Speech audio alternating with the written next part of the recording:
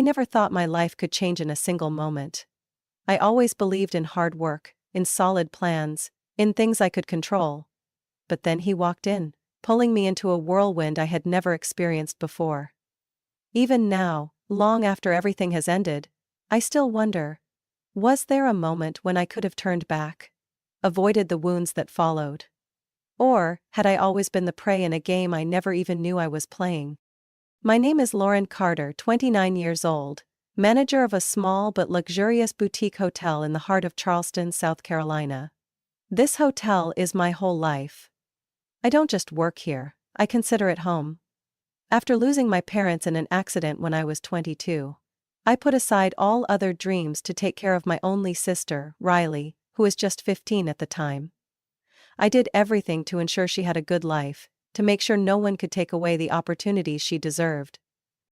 Riley works at a small cafe near my hotel. She's always cheerful, energetic, and effortlessly likable. But there are moments, fleeting, when no one else is looking, when I catch something unreadable in her eyes. A hint of envy, a trace of exhaustion, or maybe a sadness I can't quite reach. Still, I remind myself that I am her older sister. My job is to protect her, to give her a better life, not to doubt her. Then Nathan Hale appeared. He walked into my hotel on an October afternoon, the sky outside heavy with storm clouds. Nathan wasn't the kind of man you could overlook. Tall, refined, his expensive suit tailored to perfection. He had the smile of someone who knew exactly what he wanted and how to get it. As he reached the front desk, he pulled out his phone, glanced at something briefly, then looked up at me. "Good evening, I'm Nathan. I have a reservation." His voice was deep, smooth, effortlessly captivating. I checked his booking and handed him the key, maintaining a professional smile. "Welcome to Carter's Inn. Is there anything else I can help you with?" Nathan gave a slight smile, his gaze lingering on me a little longer than necessary. "This place is beautiful. But I'm curious. What's exciting around here?" I don't know why I smiled back. Maybe it was his confidence, or maybe I was simply used to wealthy guests with a habit of polite flirtation. "That depends on what you're looking for," I replied, placing the key in his hand. Nathan chuckled, then leaned in just slightly, his voice lowering as if meant only for me. "I suppose I'll find out soon enough." At that moment, I had no idea this man would change my life forever. I didn't think much about Nathan Hale after our first meeting. He was just one of the hundreds of guests who had passed through my hotel's front desk. Polite, wealthy, charming, and likely someone who knew how to play with words. But then, he showed up again. The next morning, as I was reviewing the reservation log, Nathan came down the stairs. Not in the rushed manner of most businessmen, but leisurely, as if he had nowhere urgent to be. He chose a table in the corner of the hotel cafe, where soft morning light streamed through the windows. I noticed the slight crease in his forehead as he stared at his phone, occasionally sighing as though something was weighing on him. I hadn't planned on approaching him, but as I passed by, Nathan looked up, meeting my gaze. "The coffee here seems better than most places I've been," he said with a smile, the kind of smile that was hard not to return. I nodded slightly. "We try to keep everything at its best." "You're doing a great job, Lauren."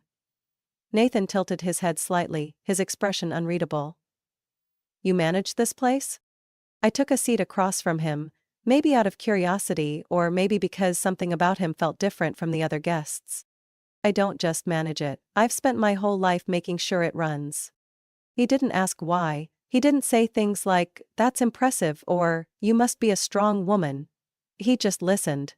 Something rare. Something I wasn't used to from most men.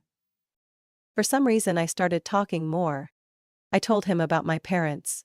How they had built this hotel from nothing. How an accident took them from me, when I was just 22. I told him about Riley.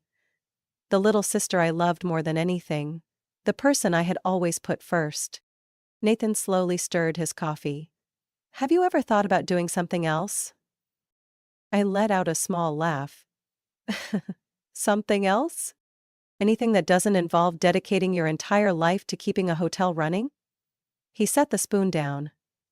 I just wonder, do you do this because you love it? Or because you feel like you have to? His question made me pause for a second. I had never truly thought about that before. Maybe a little of both, I admitted. Nathan nodded, saying nothing more, as if he had already found the answer he was looking for. I don't get along with them. His voice was lower now, as if he had closed a door I wasn't allowed to open. We're not. Nathan let out a small smile, but it didn't reach his eyes. They have their expectations. I have my own path. I realized then that for this man, the past was a wall not easily crossed. And that only made me want to know more about him. What I didn't know was that Nathan Hale's secrets would be the beginning of a storm I never saw coming. I couldn't pinpoint exactly when things between Nathan and me became serious. At first it was just casual conversations during his stay at the hotel. Then dinners I couldn't bring myself to turn down. Nathan had a way of making me feel special. He listened to me as if I were the only person in the room, as if every word I said truly mattered. The months that followed passed in a sweet haze of happiness. Nathan had a way of turning ordinary moments into something extraordinary. A dinner by the river, a spontaneous weekend trip to New York, or simply thoughtful messages when I was buried in work. I had never felt so loved and cherished. And then, on a June evening, Nathan proposed. We were in Charleston, on the rooftop of an upscale restaurant overlooking the ocean. The sunset painted the sky in brilliant shades of orange, and the air carried the faint scent of jasmine. I still remember the way my heart pounded when Nathan knelt before me, a small velvet box in his hand. Lauren, you are the strongest, smartest, most incredible woman I've ever met. I can't imagine my life without you. Marry me. Applause erupted around us, laughter and excitement filling the air. I looked into his eyes, steady, unwavering, without a trace of hesitation. I nodded. Yes. The answer slipped from my lips before I could think too much. I loved Nathan. I trusted him. So why would I say no? After news of our engagement spread, we began planning the wedding. Nathan was clear about what he wanted: a lavish ceremony, an event the city would never forget. I want everything to be perfect, Nathan said, pulling me into his arms as we browsed wedding venues. We deserve a truly special day. I agreed, but as we started calculating the costs, I realized something. Nathan expected me to cover most of the wedding expenses. You have savings from the hotel, don't you? He said casually. I think it would be meaningful if we both contributed to our big day. I'll take care of the honeymoon and our future home. I hesitated. That money was what I had saved for years to ensure the hotel would never face financial trouble. But Nathan spoke with such conviction, painting a perfect future, a cozy house by the beach, a life where I wouldn't have to worry about anything anymore. Despite my doubts, I nodded. All right, Nathan, let's have the wedding we've always dreamed of. I didn't know then that it would be the worst decision of my life. I never imagined that planning a wedding could be so exhausting. Between meeting vendors, choosing flowers, finalizing the menu, and managing the hotel, I barely had time to breathe. But one thing I knew for sure. I wanted Riley by my side for these important moments. She was the only family I had left. I wanted Riley to help me pick out my wedding dress, to be the first to see me in white, before the big day. Riley, can you take a day off from the cafe? I want you to come dress shopping with me, I said over the phone, trying to mask the exhaustion in my voice. Of course, Lauren, Riley answered immediately. I'll meet you at the bridal shop. 10 a.m., okay? Bellamore Bridal was breathtaking. Rows of pristine white gowns hung on racks, the warm golden lighting casting a dreamy glow over delicate lace and satin. When I stepped out of the dressing room in the first gown, Riley was already waiting. Her eyes lit up, but then, for a fleeting moment, something else crossed her face. Something unreadable. Sadness? Hesitation? How do I look? I asked, spinning slowly in front of the mirror. Riley swallowed hard before forcing a smile. Perfect, Lauren. It's like this dress was made for you. But her voice lacked the enthusiasm I had expected. I narrowed my eyes at her. Are you sure? You seem off. Riley quickly shook her head. No, it's just. I was thinking about the moment you'll actually walk down the aisle. You're going to be the most beautiful bride. I didn't completely believe Riley's words, but I nodded and continued trying on a few more dresses. Then, something strange happened. I had just changed into the third dress when Riley suddenly stood up and walked toward another gown on the rack. It was stunning. Delicately beaded, with a flowing train that shimmered under the soft lighting. Can I try this one?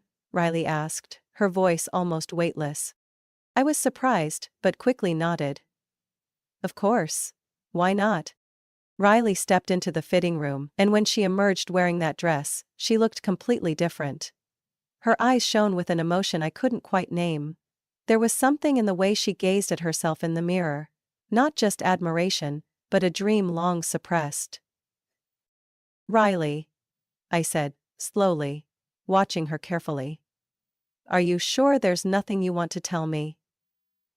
She smiled, but it wasn't the carefree smile I knew so well.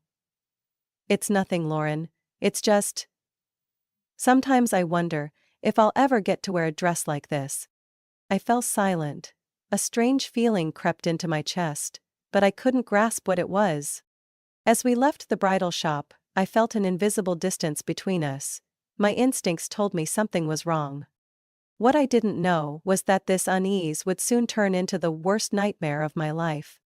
I had always believed love could make people blind, but I never thought I would become a victim of it myself. The wedding was just one day away. I was too busy double-checking the guest list, ensuring every detail was perfect, to notice the little things. The warning signs I should have seen long ago. That evening, I stayed at Nathan's apartment to rest after a long day. He had a last-minute meeting and left in a hurry, forgetting his phone on the kitchen counter. At first, I thought nothing of it. I wasn't the kind of person to pry into someone else's personal life. But then his phone lit up. A message from an unsaved number. Tomorrow's the big day. I still can't believe we actually pulled this off. I narrowed my eyes. Who would send a message like that the night before our wedding? Another message popped up. She doesn't suspect anything, does she? Not that it matters.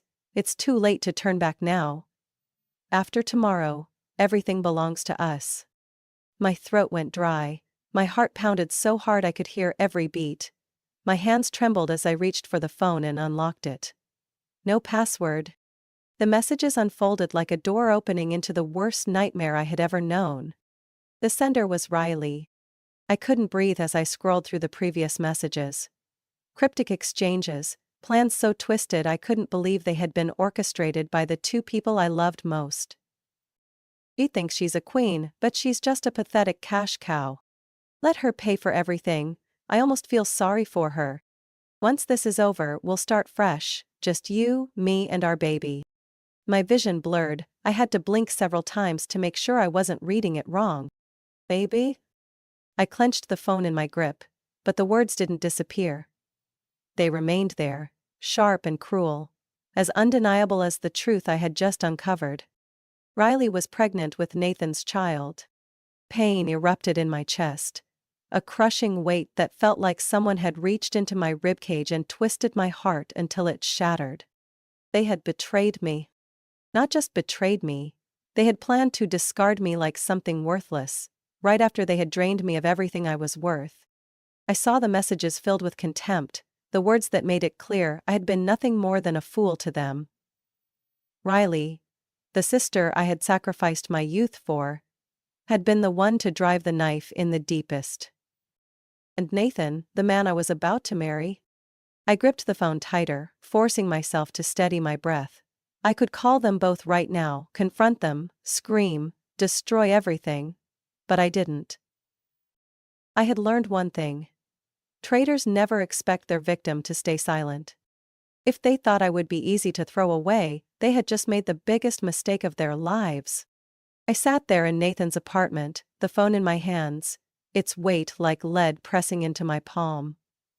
The messages still glowed on the screen, but my heart had stopped breaking. Instead, something else rose inside me, cold, sharp, and far more dangerous than pain. I could have screamed. I could have confronted them right then and there, but what would that accomplish? A fake apology? Empty justifications?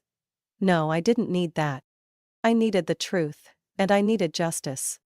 I erased any trace of my presence on Nathan's phone, placing it back exactly where I found it, as if I had never touched it. When he returned from his meeting, I still smiled at him like I was the happiest woman in the world, just days away from walking down the aisle. "You're home late," I said softly, even though my mind was screaming. Nathan walked over and placed a kiss on my forehead. "Just a few important meetings, love. Everything okay?"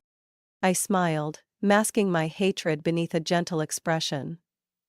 "Perfect." But the very next morning, I secretly hired a private investigator. I couldn't just rely on text messages to bring everything crashing down. I needed real proof. Something that would destroy them in ways they never saw coming. Within 24 hours I had my first pieces of information, and they were worse than I ever imagined. Nathan Hale was not the man I thought I loved. He was a fraud, a master manipulator. The investigator revealed that he was legally married to a woman named Elizabeth Hale, living in Atlanta. Not only was she his wife, but she was also the mother of his 4-year-old son, a child Nathan had never supported. And that wasn't all. Nathan wasn't the successful businessman he claimed to be. He was drowning in hundreds of thousands of dollars in debt from failed business ventures, desperately searching for a way out. Suddenly, everything made sense. Nathan never loved me. He needed my money. And Riley, my own sister, my own flesh and blood, the person I had sacrificed my entire youth to protect, she had chosen to side with him.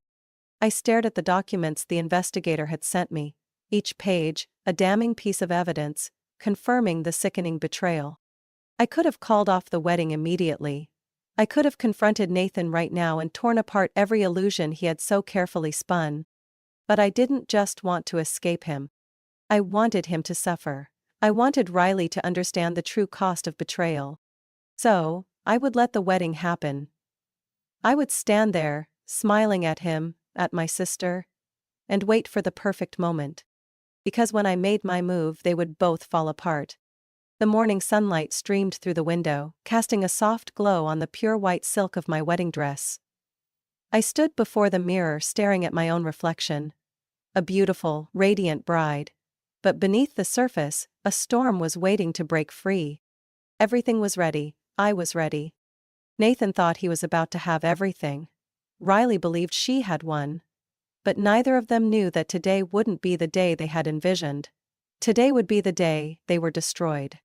The wedding was held in a historic church in Charleston, where crystal chandeliers sparkled under the afternoon sun. The guests had all arrived, their faces filled with excitement, waiting to witness the kind of grand wedding they had only seen in fairy tales. Nathan stood at the end of the aisle, dressed in a perfectly tailored tuxedo, his expression filled with arrogant confidence. He looked at me with a sense of pride, as if he were a man on the verge of stepping into the perfect life. I walked down the aisle, step by slow, deliberate step. There was no nervous excitement, no fluttering anticipation like other brides might feel. There was only an eerie sense of calm, the quiet before the storm I was about to unleash. As the priest began the ceremony, my gaze shifted to Riley sitting in the front row, her eyes avoiding mine. She knew she shouldn't be here. And yet, she couldn't bring herself to miss this moment. The moment she thought she would watch me fall. The priest had just asked the familiar question. Does anyone object to this marriage? The sharp sound of high heels echoed through the church. I turned my head. Riley was walking in. Not just walking in, she was wearing a wedding dress. A pure white gown, nearly identical to mine. A wave of murmurs rippled through the guests. A few people even gasped aloud. Riley stopped in the middle of the aisle, her gaze no longer filled with hesitation like the day before. Instead, it was bold, defiant. "Lauren, you should step aside," she said, her voice calm but laced with challenge. "The person who belongs next to Nathan today is me." The entire church fell into stunned silence. Nathan didn't look shocked, he didn't look confused. Instead, he smiled as if this was the most natural thing in the world. He took Riley's hand, pulling her close in front of me, then turned to address the crowd. "Lauren, did you really think we were going to get married?" Nathan shook his head, laughing in mockery. "You were nothing more than a means to an end, a bank account to fund everything. But Riley, she's the one I love. She's the mother of my child." The silence in the church was heavier than any laughter could have been. No one could believe what they had just heard. Some guests covered their mouths in shock, while others whispered furiously among themselves. They were expecting me to cry, to collapse, to run out in humiliation. But I didn't. I simply stood there, watching them for a long moment. Then, very slowly, I smiled. With quiet, deliberate steps, I moved away from my position as the bride and walked toward the front rows of guests. I didn't look angry. I didn't look heartbroken. I looked completely at peace. Then, I took a seat, crossed my legs, and let my gaze drift lazily over Nathan and Riley. "Well," I said, my voice echoing through the church. "This is interesting." I leaned back in my seat, casually gazing up at the altar, then shrugged. "I paid for everything here, so why would I leave when the show is just getting started?" The murmurs erupted louder than ever. Nathan and Riley looked unsettled. They hadn't expected this reaction from me. They had no idea the real performance was far from over. I remained seated, calm and collected among the guests, watching as Nathan and Riley stood at the altar, visibly shaken by my unexpected response. Did they expect an outburst, a dramatic meltdown? They didn't realize they were the ones about to crumble. Nathan cleared his throat, trying to regain control. "Lauren, do you really want to just sit there and watch?" he scoffed. "Aren't you embarrassed?" I smirked and slowly shook my head. "Oh no, Nathan, the game isn't over yet." The church doors suddenly swung open. Elizabeth Hale walked in. She wasn't rushing, she wasn't furious. She was poised, exuding quiet authority. A woman in her 30s with an elegant frame. But her eyes burned with restrained fury. Nathan went pale instantly. "Elizabeth, Don't Elizabeth me," she cut him off, her voice sharp as a blade. She stepped forward, positioning herself directly in front of Nathan before turning to face the entire congregation. "Good afternoon, everyone," she announced, her voice ringing through the church. "I am Nathan Hale's legal wife." The entire church fell into stunned silence. Riley's eyes widened, her lips parted, but no words came out. The guests erupted into whispers, some even covering their mouths in shock. Elizabeth continued. "Nathan didn't just betray Lauren.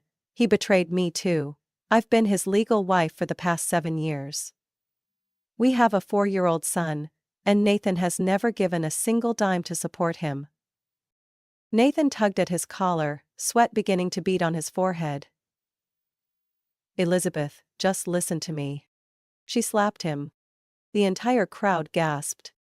"You've lied enough," Elizabeth said, her voice ice cold. "And now the whole world will know exactly who you are." I slowly rose to my feet, my gaze shifting to Riley.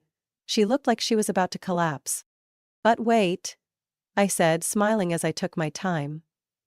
"The story isn't over yet." I pulled out a thick file, the documents gathered by my private investigator, and held them up for all to see. "Let me introduce you all to today's honorable groom," I said, my voice dripping with sarcasm. "Nathan isn't just a cheater, he's a con artist." I tossed the file onto the nearest table. A few guests picked up the papers, their eyes widening as they read, the sound of horrified murmurs spreading like wildfire through the church. "He's in debt. Over $300,000. After a series of failed investments. And guess what?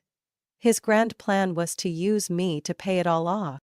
Nathan stood frozen, completely pale. Yeah, Lauren, that's not. I didn't give him a chance to lie his way out. Instead, I turned to his parents, who had been sitting in stunned silence the entire ceremony. Their expressions had darkened with every revelation. "Mr. and Mrs. Hale," I said, my voice steady. "You always believed your son was successful, didn't you? But the truth is, he's nothing more than a leech, a professional liar." Nathan's father, a powerful man with a stern face, shot up from his seat.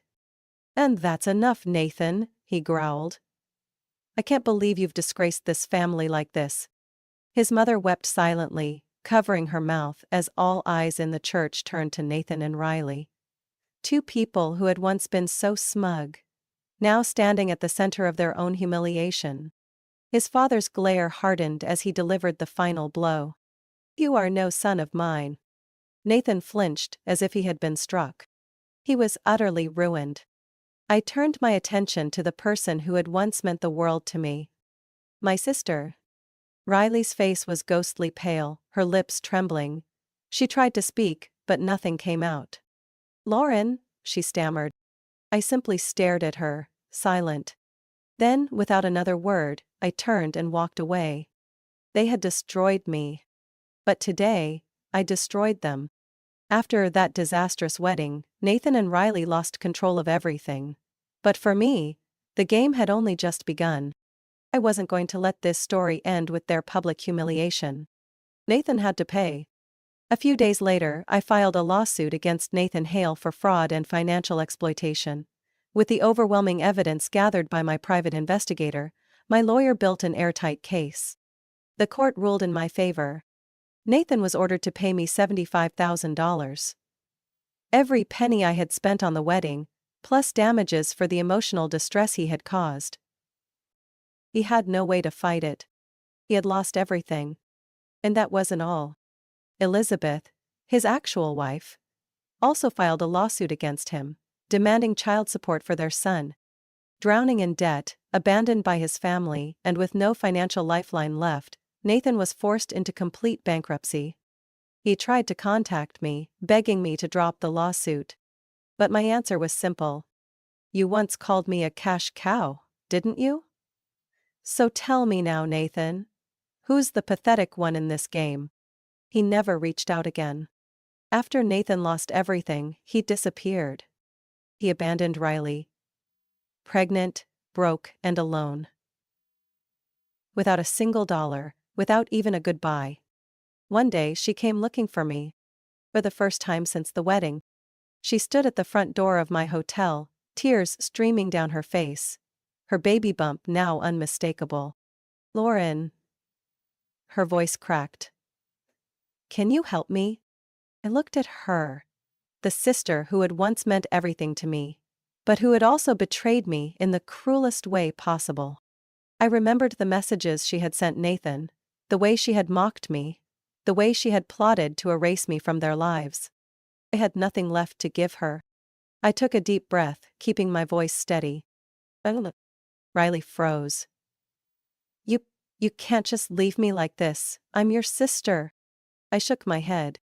"You were my sister." And then I closed the door, leaving Riley standing there, alone, among the ruins of the life she had chosen. I didn't feel hatred anymore. Just emptiness. A few months later, I sold the hotel. I realized I had spent my entire life protecting what my parents left behind. But I had forgotten that I had a life of my own to live. I left Charleston, carrying with me the lessons life had carved into my soul. Never love someone more than you love yourself. Never let trust turn you into someone else's puppet. And if someone betrays you, make sure they pay for it. I was no longer the naive Lauren Carter. I was Lauren Carter, the woman who burned down her past to build a stronger future. And I never looked back. Lauren Carter's story is more than just a personal tragedy. It's a powerful lesson on trust, love, and betrayal. It reminds us that sometimes, the people we trust the most are the ones who can destroy us the worst. Love should never be blind, and kindness should never be a free pass for others to take advantage of us. Strength isn't about never getting hurt. It's about rising after the pain. So in life, cherish yourself first, and if someone betrays you, let them learn what it means to pay the price. What do you think about Lauren Carter's story? If you were in her situation, what would you have done? Share your thoughts in the comments. And don't forget to follow the channel for more powerful stories about family, love, and life's most valuable lessons.